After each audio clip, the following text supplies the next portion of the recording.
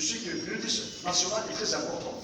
Mais je vais aussi parler en contrepartie, il y a un discours très dangereux qui circule via les réseaux sociaux qui dit que la Kabylie a été, s'il vous plaît, que la Kabylie a été laissée dans Djadji Wahdes en 2001.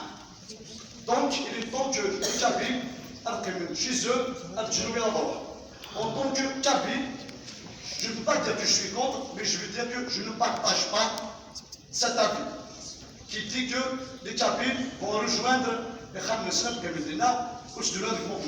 Mais toute une appui sur une citation qui dit, c'est une citation de Gandhi, la vraie grandeur consiste à rendre le bien pour le mal. Même si, à un moment donné, ils ont laissé la Kabylie seule. Mais la Kabylie ne doit pas laisser l'Algérie, parce que c'est grâce à cette Kabylie, c'est grâce à la loi historique que l'Algérie est libre actuellement. Donc ma question dans ce sens, parce qu'actuellement il y a le peuple à les activer, il y a aussi ce gouvernement, cette mafia qui n'arrête pas d'utiliser les manœuvres machiavéliques. Donc ma question est la suivante. Certes, j'ai espoir, mais j'ai aussi peur. Si les autres régions de cette Algérie arrêtent, on abrite le piège de ce gouvernement bédouin dans le gouvernement parallèle.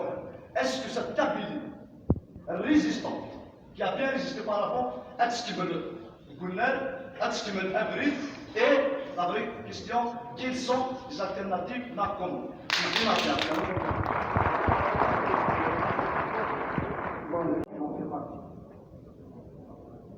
Et aussi, j'ai remarqué, M. Pabou, vous n'avez pas cité d'éléments de Mahabar,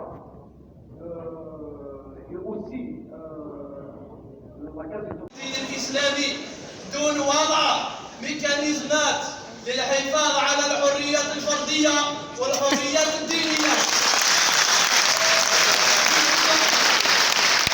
النظام مودرن أول نوفمبر دون أن نمتثل إلى تعاليم مؤتمر الصمام.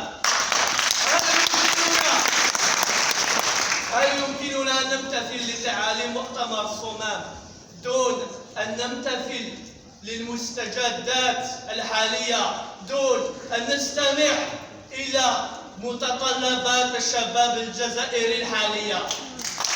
Nous avons besoin de moderniser même notre réflexion et ne pas nous cloisonner dans des principes passés. Nous devons entamer une démarche constructive sans relier notre histoire. Être une tribune d'expression, certes, mais elle doit surtout être une force de réflexion et une force surtout de proposition. Nous avons remarqué qu'il y a un certain populisme qui s'est emparé des personnes et de certaines personnalités politiques. Et ce populisme, justement, nous pensons qu'il doit laisser place, il doit être contenu par une certaine lucidité.